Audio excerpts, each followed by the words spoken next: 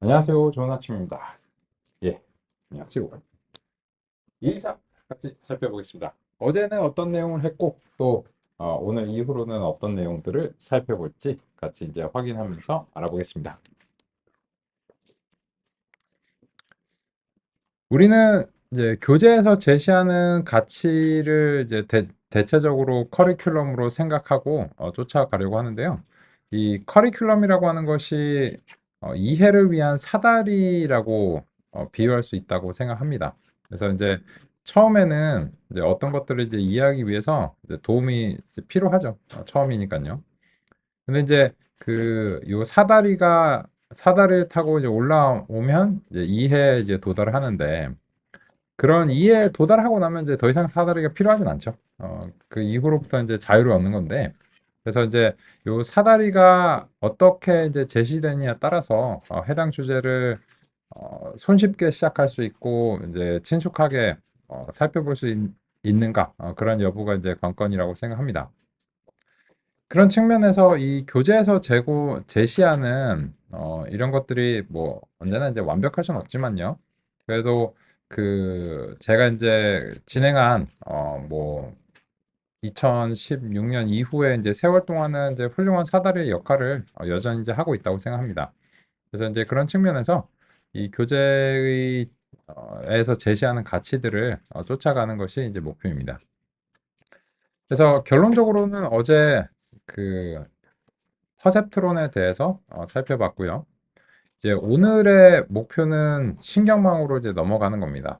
이 사이에 많은 일이 있었습니다. 많은 일이 있었고, 그래서 이 퍼셉트론이 대체적으로 이제 1960년대 이제 기술이라면, 신경망은 대체로 이제 1980년대 이후에 이제 기술이다. 이렇게 이제 할 수 있고요. 그래서 이제 2일차 이후의 시점에서 우리 이제 같이 이제 살펴보려고 하고 있습니다.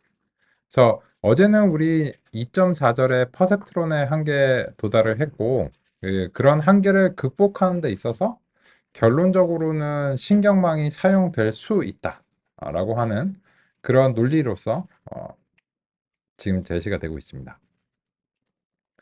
그래서 제가 이제 4일의 구성을 이제 살펴보니까 우리 이제 진도적 측면에서는 요 이제 4일차와 5일차 이제 5차 역전파법 이렇게 이제 있는데 결론적으로는 이 5차 역전파법을 이제 3일의 끝 3일차에 마지막 시간에 마무리한다면 이제 정상적 이제 범위의 이제 진도라고 이제 생각하고요. 그래서 결론적으로는 이제 5장까지 이제 3일차 완료하고요. 그러면 이제 5장의 3일차에 도달하게 되면 어떤 내용들을 이해하시게 되는가라고 하면 신경망이 어떻게 학습하는지 이제 알겠다. 그리고 이러한 이해는 현재 챗GPT도 마찬가지입니다. 그래서 이제 근본적인 어떤 논리고 이거는 이제 궁극적인 어떤 패러다임이라고 할 수 있습니다. 그러면 이제 그런 과정에서 5차 역전파가 어떤 역할을 하고 기여를 하는가 이런 것들을 이제 살펴보실 텐데 어제 한번 이제 보신 것처럼 우리는 이제 어떤 걸 살펴보고 그 논의에 대한 구체적인 실습이 뒷받침되는 편입니다. 그래서 그냥 말만 쭉 들으시는 경우는 이제 없고요. 5차 역전파와 신경망 학습도 마찬가지로 다 구현합니다.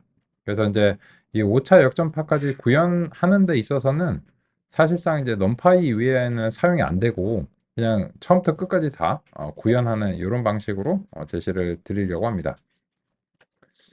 그래서 이제 마지막에 요 6장 이후의 논의는 이제 그 우리로서는 4일차의 논의입니다.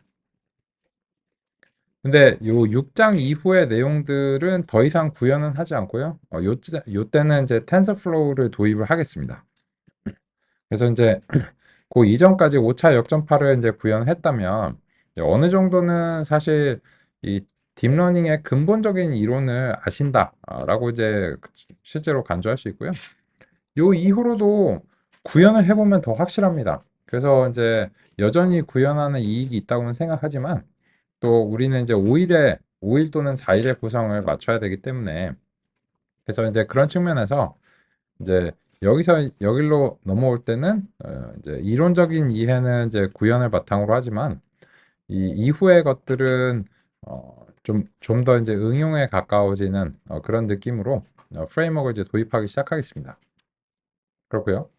그래서 이제 6장하고 7장을 살펴볼 때는 요런 내용들은 이제 텐서플로우를 기반으로 이제 살펴보시게 되실 겁니다.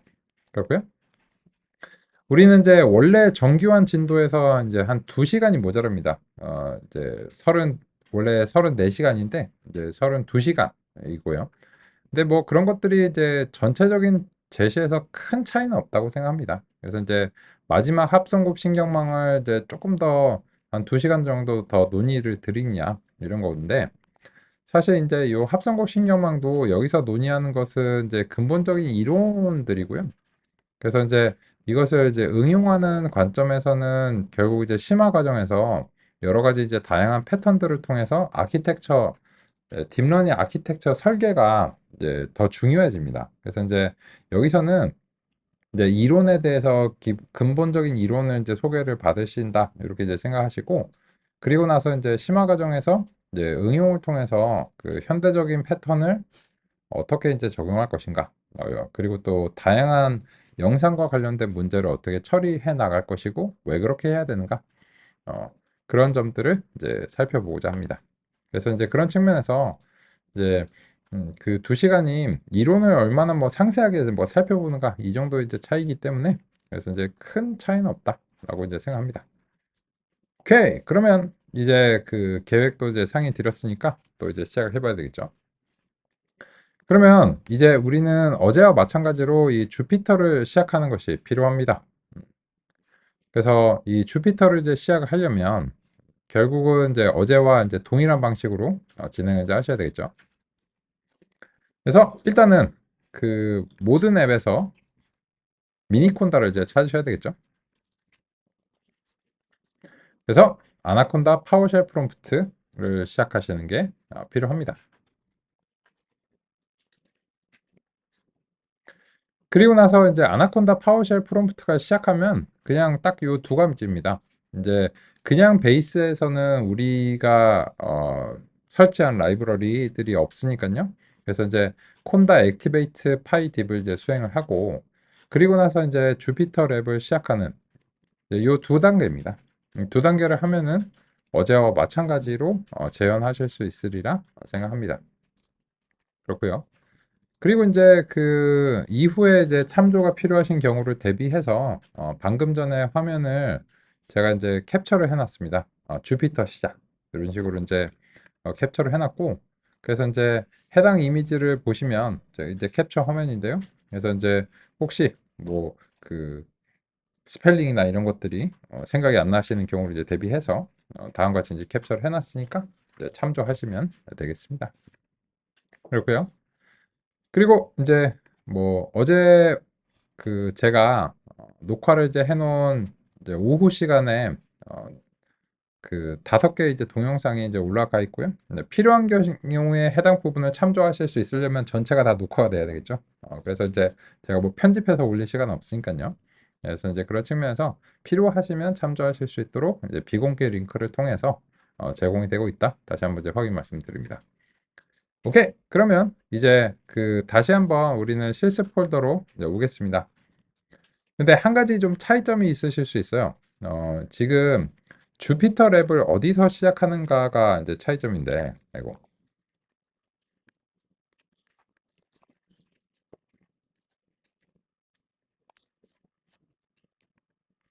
단축키가 좀 겹쳐가지고.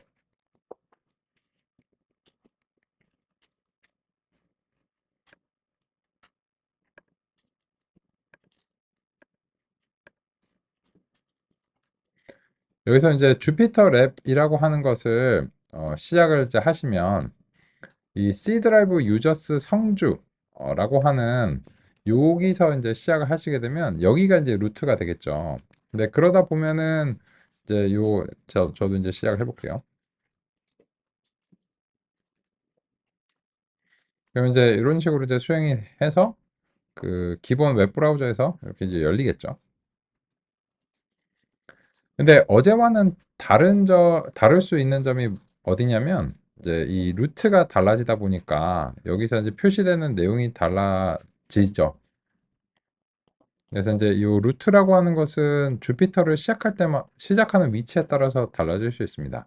근데 어제는 어디서 시작을 하셨냐면 요 다운로드에서 시작을 하셨기 때문에 어제 여기가 이제 루트였거든요. 그럼 어떻게 그냥 다운로드로 가시면 되겠죠. 그래서 이제 다운로드로 이제 이동을 이제 해서 그 어제의 파이딥이라고 하는 폴더가 이제 있고 요 안에 이제 day1.ipynb 이런 파일들이 있겠죠. 그래서 이제 그냥 이동하시면 됩니다. 만약에 이제 달라져서 어디인지 이제 찾기 좀 어려우신 경우를 대비해서 소개해 드렸고요. 그러면 이제 거기까지 이제 잘 수행이 됐다면 우리는 어제 작업하시던 day1.ipynb 그 위치가 어디든지 그곳을 이제 실습 폴더라고 부르겠습니다. 그러면 이제 새로운 노트북을 이제 생성을 해 보겠습니다. 그러기 위해서는 여기에 그 더하기 아이콘이 있고요. 여기도 있습니다. 뭐 여기저기 많아요. 그래서 이제 뭐든 이제 상관없고요. 근데 여기가 이제 잘 보이니까 요 그 상단에 더하기 아이콘을 이제 클릭해 보겠습니다. 그러면 이제 요 런처라고 하는 실행기 웹페이지가 발생합니다. 이 실행기 웹페이지에서 우리가 골라야 되는 것은 결국은 이제 어떤 커널을 사용할 것인가. 그죠?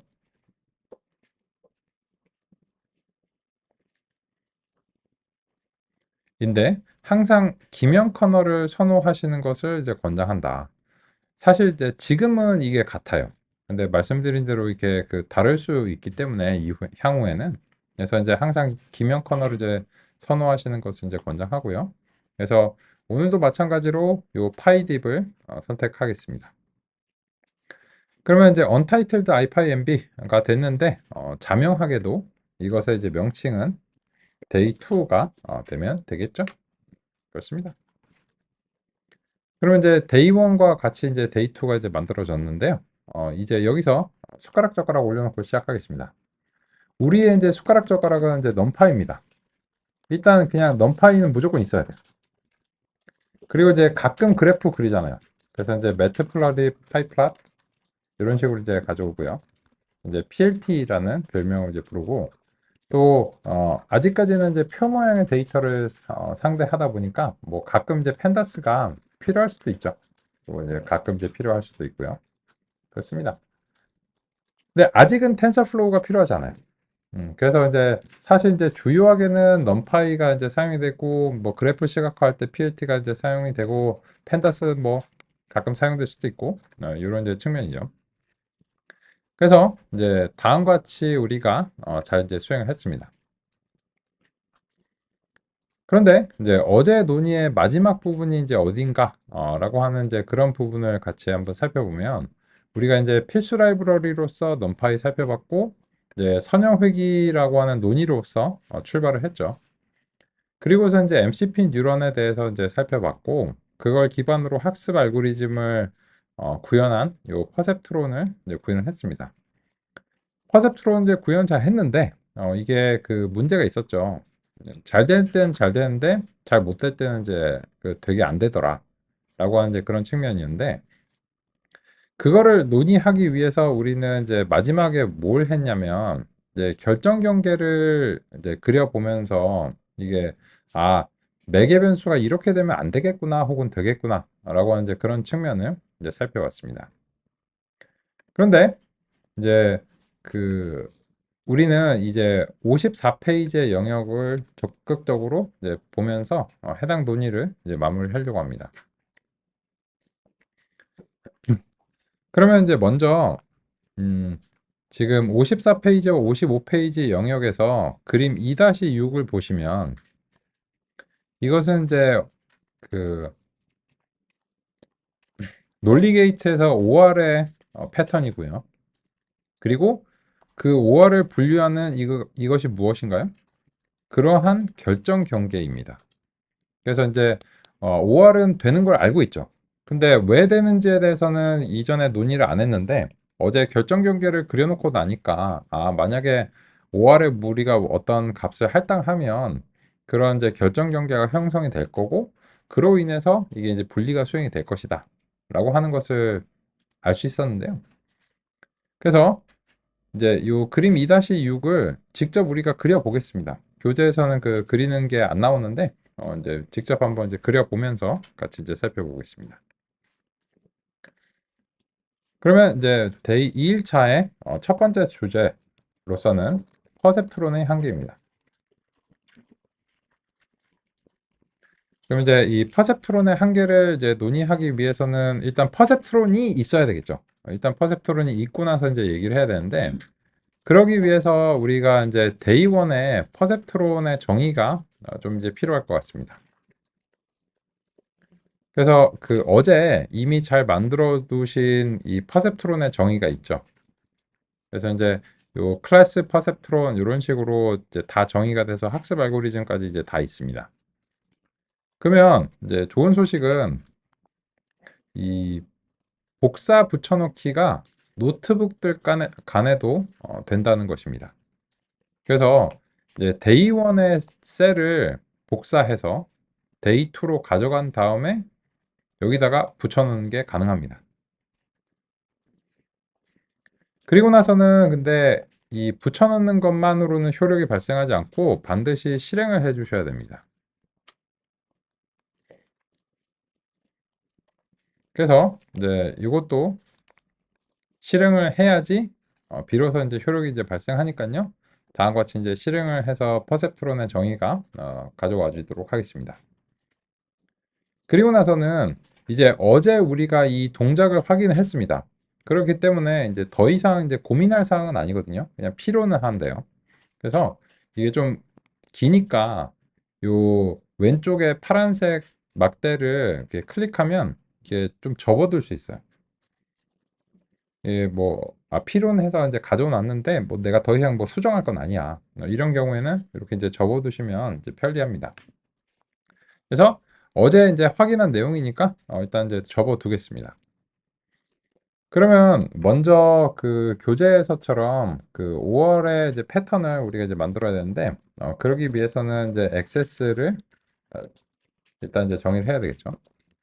그래서 이제 그 0,0, 0,1, 1,0, 1,1 이런 식이고, 여기에 대해서 이제 스캐터를 통해서 액세스를 이제 그리면 되겠죠. 그래서 액세스에서 그 첫 번째 열을 x 값으로 하고 두 번째 열의 값을 이제 y 값으로 한다.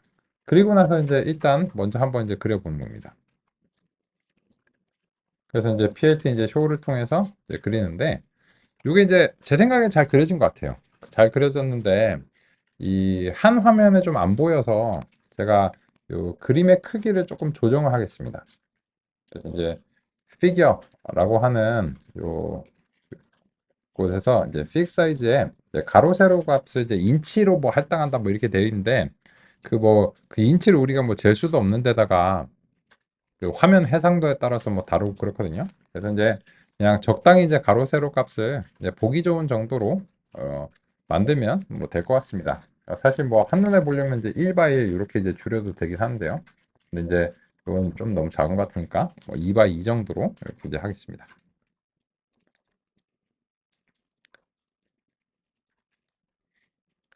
그러면 이제 이 그림이 그려진 것에 대해서 우리가 이제 한번 생각을 해보면 이 진리표의 입력이라고 하는 거는 이제 다음과 같은 이제 디자인 행렬이라고 할 수 있죠. 그래서 이제 x1하고 x2의 그 2차원의 형식이고 그리고 이제 1, 2, 3, 4, 즉 4개의 표본으로 이제 되어 있죠. S개가. 그러면 이제 그 0,0이다라고 하는 것은 이제 0,0에서 그 다음과 같이 점이 이제 찍혀야 되겠죠. 산점도로 이제 그리자면. 그런데 거기에 대응하는 이제 y가 있어야 됩니다. 그래서 이제 이 0,0하고 0,1하고 1,0하고 1,1이라고 하는 게 산점도는 찍혔는데 이게 누가 누구인지를 분류하는 문제이기 때문에 만약에 이제 이 y가 5월이라고 하면 이제 0, 1, 1, 1 뭐 이런 식으로 이제 되겠죠.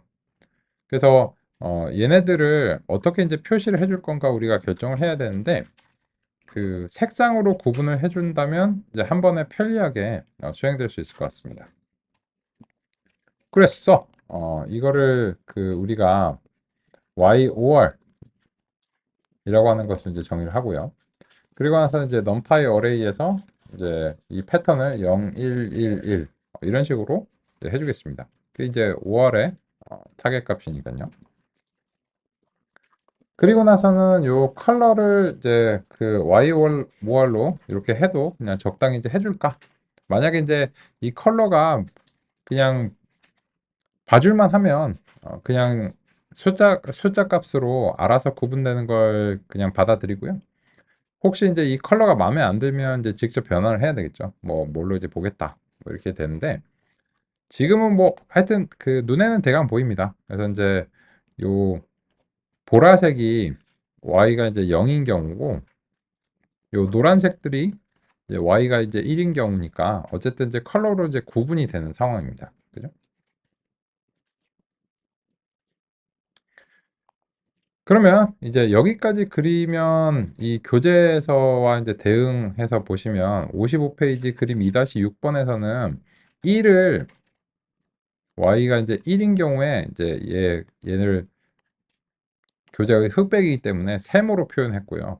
y가 0인 경우에는 이제 동그라미로 이제 표현했어요. 근데 색상으로 표현할 것인가 아니면은 이런 마커를 구분할 것인가는 그냥 뭐 취향이죠. 그런데 이제 이런 결정 경계는 우리가 어제 논의한 바 이제 2차원의 선형 모형인 경우에 이 선형 모형이 0이 되는 지점을 놓고서 보면은 이런 직선을 이제 그릴 수 있다라고 하는 사실을 이제 알게 되는데요. 그래서 어제도 이제 그려봤죠. 그러면 이제 5월에 분류하는 그런 퍼셉트론을 이제 논의를 했을 때, 요 상단에 보시면 예를 들어서 이제 B가 마이너스 0.5, W1, W2가 1.0일 때 이제 수행이 될 수 있다. 뭐 이런 식으로 이제 나와 있잖아요. 그죠? 그래서 이제 그런 측면에서 같이 한번 이제 살펴보겠습니다. 그러면 이제 요 진리표 이제 결정 경계를 이제 그리기 위해서 우리가 결정 경계를 그 Z0라고 이제 정의를 했고 어제 같은 경우에 이제 이미 이제 X1의 값을 이제 기준으로 W와 이제 B를 이렇게 이제 수행했고 여기에 대해서 이제 W0 곱하기 X1 더하기 B를 마이너스 W 1번으로 이렇게 나누면 이제 그 Z0가 될 수 있다라고 하는 이제 사실을 이제 알았습니다. 그죠? 그러면 이제 요 Z0를 임의의 범위에서 우리가 그 그려주면 아마 이제 될 것 같고요.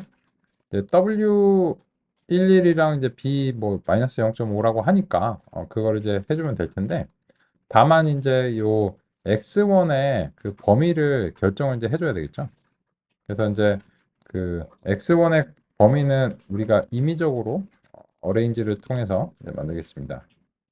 그래서 그 교재랑 이제 룩앤필이 비슷하려고 하면은 한 마이너스 1 정도부터 수행을 하고 그리고 한 2.0 정도까지 그리고 0.1 간격으로 이렇게 이제 수행한 다음에 그리고 나서 이제 PLT 이제 플러스를 통해서 X1을 이제 그리고 이제 Z0에서 X1 수행하고 요 W 같은 경우에는 우리가 이제 그냥 임의적으로 1.0, 1.0 이렇게 이제 심어주고 B 같은 경우에는 이제 마이너스 0.5 이런 식으로 심어줘 보겠습니다. 음, 여기 괄호쌍이 잘못됐네요.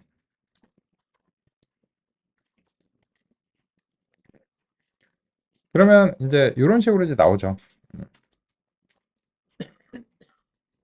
요거는 이제 그 사실 뭐 그렇게 중요한 건 아닌데 이제 요 보조선 같은 것들을 좀 그리면 조금 도움이 보시기에 이제 편리하지 않을까 싶어서 H 라인즈 수행하고 요 호리존탈 라인이니까는 이제 X 그 Y가 이제 0인 지점에서 X미는 마이너스 1.0으로 수행하고 Xmax는 2.0 정도 이제 수행해서 점선으로 그리면 좋겠다. 라인 스타일이죠. 이건 안 하셔도 돼요. 굳이 안 하셔도 되고 이제 그 축을 좀 그림을 이제 그려 드리려고요. 이제 x가 이제 제로인 상황에서 y미는 마이너스 1.5 정도로 하고 ymax는 1.5 정도로 해서 라인 스타일 점선으로 이렇게 이제 그리겠습니다. 안 하셔도 되지만 그죠?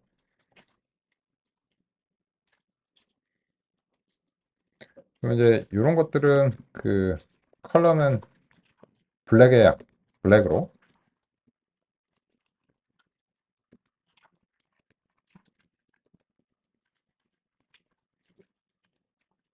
컬러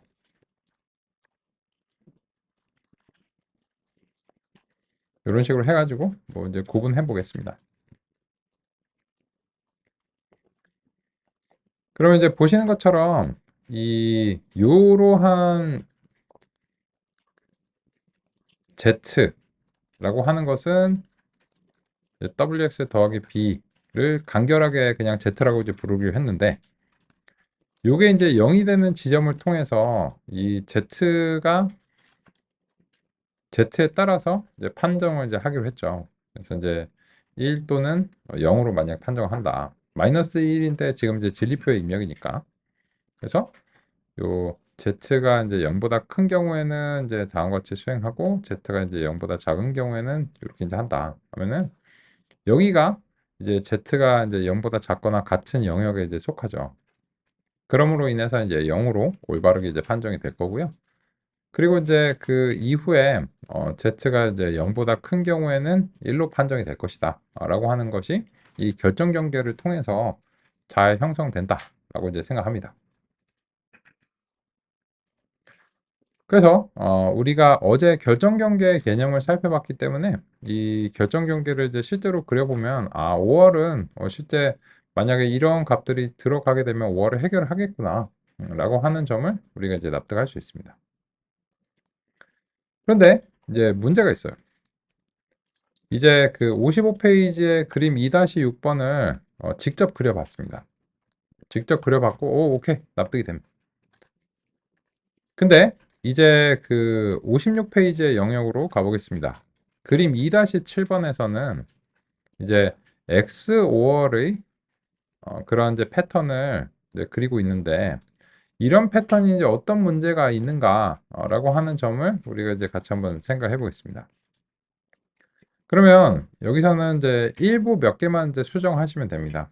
여기서 그 Y5월이 있는데 그 아래쪽에다가 정도의 YX월이라고 하는 것을 만들고 그리고 나서 여기서 X월은 어느 한쪽이 1인 경우에만 1이니까 이제 배타적 논리합이죠. 110 이런 식의 이제 패턴을 이제 갖게 됩니다.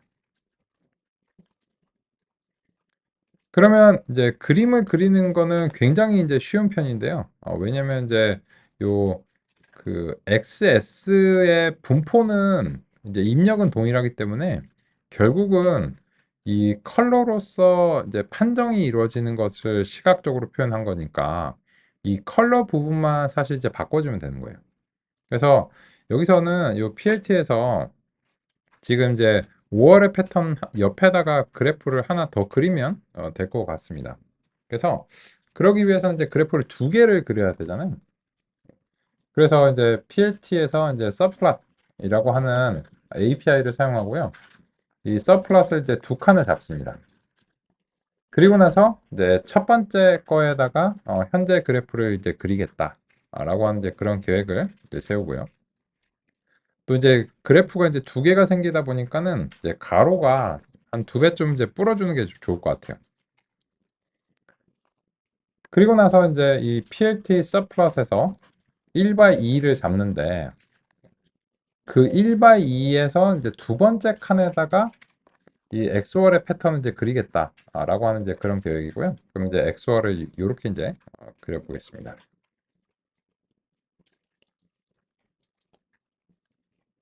네. 근데 이제 그러다 보면 요 그 요 보조선 이제 그리는 요 객체 자체가 이제 좀 달라지는데, 그래서 요거를 이제 요 아래쪽에다가 이제 밀어야 될 것 같습니다. 그래서 이제 여기서는 이제 XOR의 이제 그래프로 이제 달라지니까요. 그래서 여기서부터 여기까지는 이제 5월과 관련된 그런 것들이고, 요 결정 경계를 이제 그리는 정의 자체는 이제 이쪽 위쪽으로 올라가면 될 것 같고요. 그리고 이제 X1에 대한 정의도 사실 이제 그 결정 경계와 이제 관련된 거라서 이제 중복될 필요는 없을 것 같고, 그래서 5월이고 요 아래쪽에서는 이제 XOR입니다. 그래서 이제 요 왼쪽에서는 기존에 이제 XOR이고요. 오른쪽에서는 이제 XOR을 이제 비슷한 방식으로 우리가 이제 그려보려고 이제 합니다. 그래서 이제 보조선을 이제 동일한 이제 범위에서 이제 그리려면 요거를 이제 복사해서 요 아래쪽에다가 이제 붙여 넣으시면 일단 이제 비슷한 영역의 이제 범위로 이제 그려지죠. 그죠? 조금 이제 빠르죠.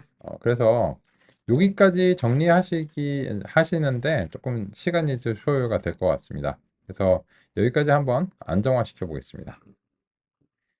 그래서 첫 번째 개념을 이제 정리해서 말씀드리면 이제 서플롯이라고 하는 것이 설정이 이제 되는데, 여기서 이제 이 서플롯의 활용과 관련해서 이 수치들의 의미를 제가 이제 간단하게 요 옆쪽에다가 표시하겠습니다.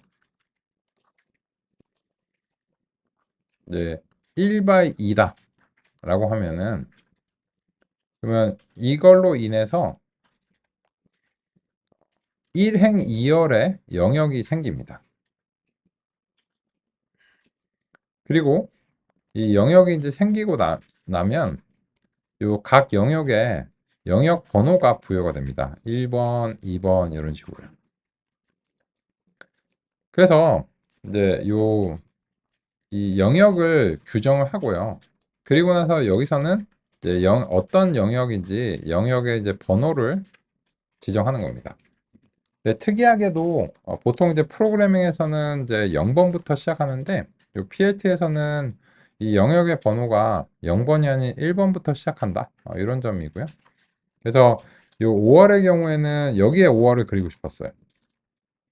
이제 왼쪽 영역에 5월을 그리고 싶어서, 그래서 이 서플롯에서 1번 영역에 이제 그려달라라고 이제 하고요.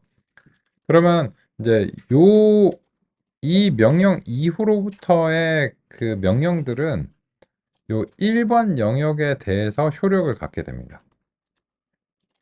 그래서 요 1번 우리가 아까 수행했던 그런 코드들을 이제 수정할 필요는 없는데, 다만 이제 요 이후의 시점에서는 1번 영역에 대해서 이제 효력을 갖습니다.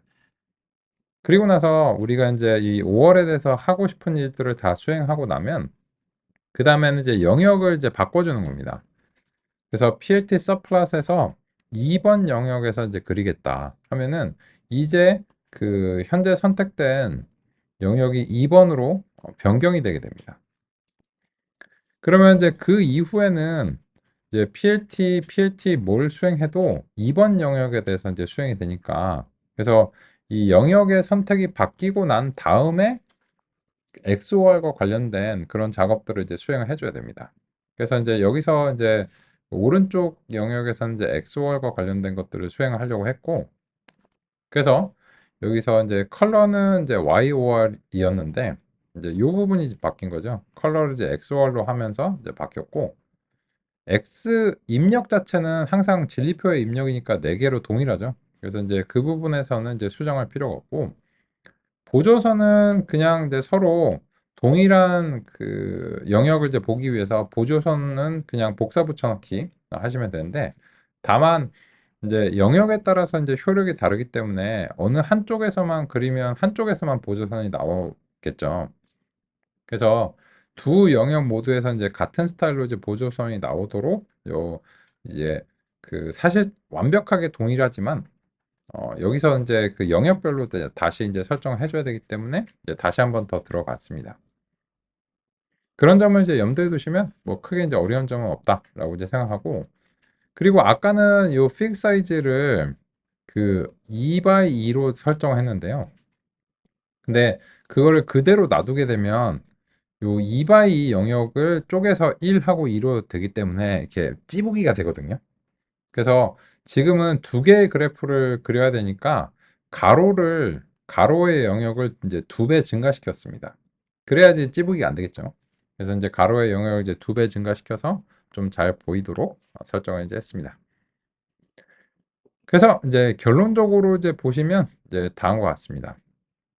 뭐 이거는 이제 그 보시면 이제 자명한데 요 아래쪽에서는 이제 5월이고요. 그 왼쪽은 5월이고요. 그 오른쪽은 이제 XOR 이제 패턴입니다. 확인 이제 드리면 0,0에서는 이제 0이죠. 그리고 0,1에서는 1이고요. 1,0에서는 1이고 0, 이제 1,1에서는 여기는 이제 0입니다. 그래서 이제 이런 XOR의 패턴을 이제 가지고 있다라고 이제 사실입니다. 그런데 이 XOR의 패턴을 상대를 하는 것을 이제 생각해 보면 이거를 상대할 수 있는 모형을 형성하려고 하는데 그 모형을 형성하는 알고리즘으로서 만약에 퍼셉트론 이제 사용한다라고 하면 이제 어떤 문제가 이제 생기는가를 이제 논의하고 있습니다. 이 퍼셉트론을 사용하게 되면 일단 그 입력이 두 개이기 때문에 거기에 대응되는 가중치가 두 개 생기고요. 따라서 내부적으로 형성되는 모형은 이렇게 이제 될 수밖에 없죠.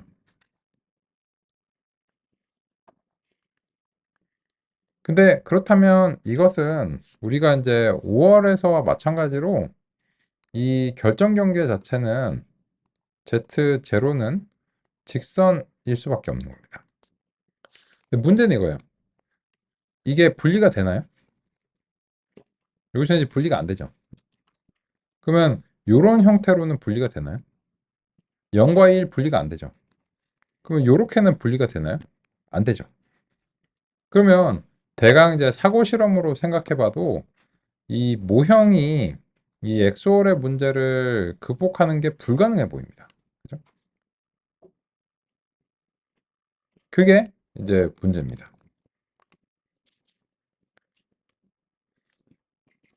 그러면 이제 그런 문제가 지금 이제 논의가 되고 있는데 즉 무슨 말이냐면 어제 우리가 그 퍼셉트론을 구현을 하고 AND와 NAND와 OR에 대해서 훈련을 시켰는데 XOR은 이거를 훈련시킨다고 해서 될 문제가 아니라는 거예요.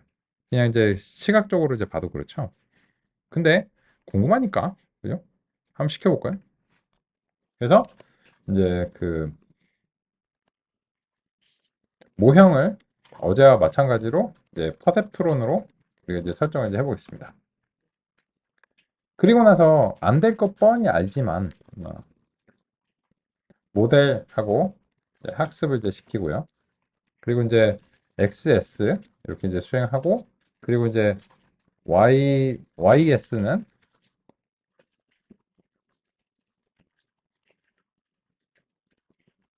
우리가 그 다음과 같이 이렇게 이제 주려고 합니다. 이때 이제 그 좀 유의하실 점이 우리 퍼셉트론 알고리즘이 이제 1과 마이너스 1의 출력으로 되어 있다 보니까요. 그래서 이제 위에서 그 YOR을 그대로 사용하면 우리 알고리즘에 문제가 생기겠죠.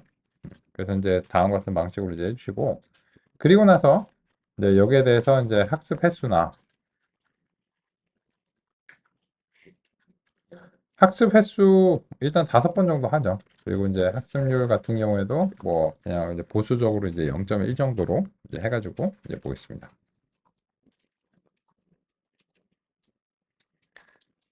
그러면 지금 그 상당한 문제가 있다라고 하는 사실을 이제 알 수 있어요. 여기서 이제 모형이 그 학습을 이제 수행을 했는데 어제 우리가 논의한 점이 이제 무엇이냐면 수렴을 했느냐? 뭐 이런 것들이 이제 문제였잖아요. 근데 지금 보니까 5번 정도 이제 학습을 시켰고 거기에 대해서 이제 마이너스 0.2, 마이너스 0.2, 0.2 이런 식으로 되면서 어라? 더 이상 매개 변수가 조정이 안 되는데? 이런 식이죠. 그러면 이제 어제 같으면 이거를 그냥 성공으로 이제 간주했겠죠. 근데 이제 이런 점들이 이제 W와 이제 B가 다음과 같이 이제 분포가 이제 된다면 이런 점들이 문제가 이제 될 수 있다는 거죠. 그래서 이제 이런 것들을 시각적으로 이제 표현하기 위해서 요거를 이제 우리가 수동으로 저기다가 이제 삽입하면 과연 이제 잘 될까? 그런 점이 이제 문제입니다. 그래서 이제 마이너스 0.2, 마이너스 0.2, 0.2라고 이제 되어 있는데 과연 잘 될까요? 그래서 요 XOR에서도 이제 기존과 마찬가지로 그 우리가 이제 수동으로 PLT 이제 플러스를 통해서 X1하고 이제 Z0를 하고 X1에 대해서 W는 이제 방금 전에 우리의 퍼셉트론이 이제 제시한 마이너스 0.2, 마이너스 0.2 이렇게 이제 제시를 하고 그리고 나서 이제 B는 이제 0.2라고 하는 이제 지점에 그림을 이제 그린다. 그죠? 라고 하면은 이제 그게 제대로 된 이제 결정 경계냐라고 하는 거죠.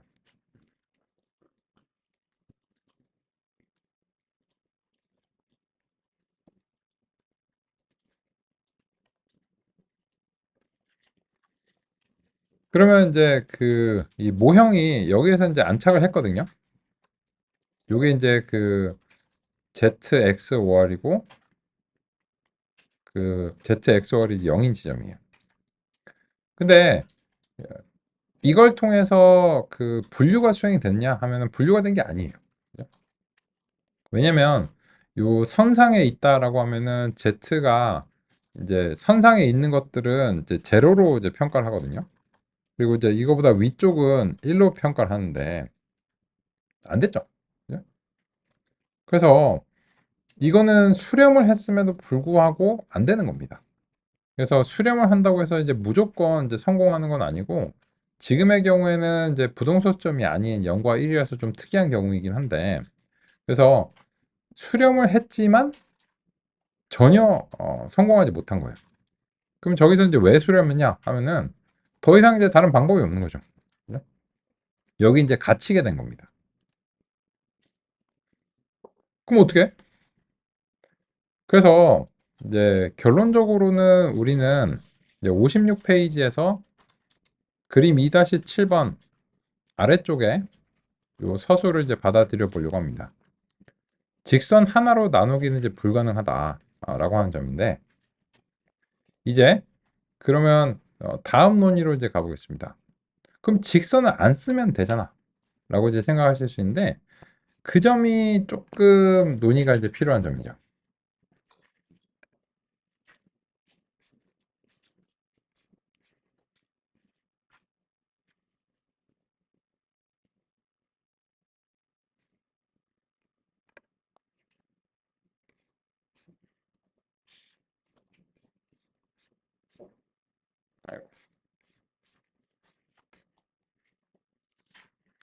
이제 같이 한번 좀 보겠습니다. 모델이 표현할 수 있는 가능성의 영역을 가설 공간이라고 합니다. 선형 모델의 경우 직선, 평면, 초평면과 같은 선형적 표현들이 가설 공간에 포함됩니다. 기계학습 모델을 선택한다는 것은 궁극적으로는 가설 공간을 선택하는 것이라고 할 수 있습니다. 가설 공간 이내에서 데이터 집합에 적합한 특정한 설정을 찾아내는 것은 모델이 학습 과정에서 수행하기를 기대합니다. 선형 모델이 가설 공간을 탐색하는 것을 시각적으로 형상화하기 위해 1차원의 데이터를 가정하겠습니다. 손실을 최소화하는 가장 바람직한 기울기를 찾아내는 과정이 곧 선형 모델의 학습입니다. 그것은 직선의 기울기를 찾아내는 과정이라고 할 수 있습니다. 이때 그림을 단순하게 제시하기 위해 편향은 0인 경우를 가정했습니다. 실제로는 편향까지 고려해야 합니다. 만약 대상 데이터 집합이 선택된 모델의 가설 공간 내에서 표현이 어렵다면 최적화에 실패합니다.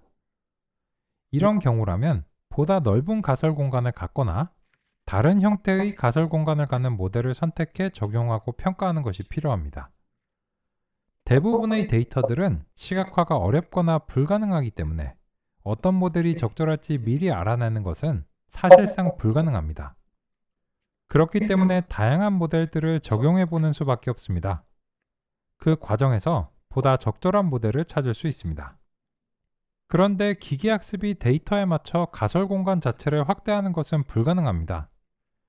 입력과 출력을 매핑하는 함수의 적절한 표현은 무한한 가능성의 공간 어딘가에 있습니다. 그러한 가능성의 공간을 임의로 탐색하는 방식도 없고, 설령 그런 방식이 있다고 해도 탐색에 무한히 많은 시간이 소요됩니다. 그렇기 때문에 어떤 데이터든 알아서 학습해낼 수 있는 만능의 단일한 기계학습 모델은 없습니다. 이제 가설 공간이라고 하는 용어를 도입을 하고 싶었고, 이제 결과적으로 이제 이 퍼셉트론과 같은 선형 모형, 그리고 이제 신경망 이런 것들은 매개 변수형의 알고리즘이라서 이제 가설 공간을 이제 스스로 확대하는 것이 이제 불가능합니다. 그렇다면 이제 이런 가설 공간은 어떤 걸로 인해서 이제 결정이 되는가? 그런 점이 우리가 이제 논의를 할 만한 이제 사항인데요. 어제 이제 보시면 이제 만약에 그 데이터가 1차원이면 그로 인해서 사실상 직선으로 가설 공간이 결정이 돼 버리는 겁니다. 그죠?